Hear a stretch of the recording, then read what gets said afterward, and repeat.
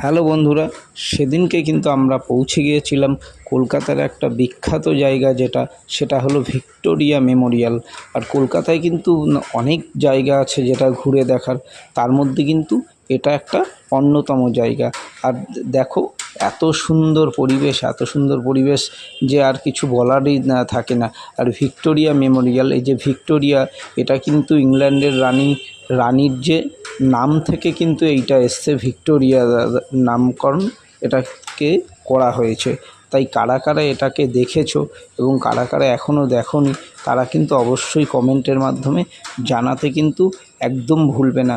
তো আমরা তো গিয়েছিলাম, তোমরা কি এখনও বাকি আছো? তাহলে চটপট চলে আসো এইখানে।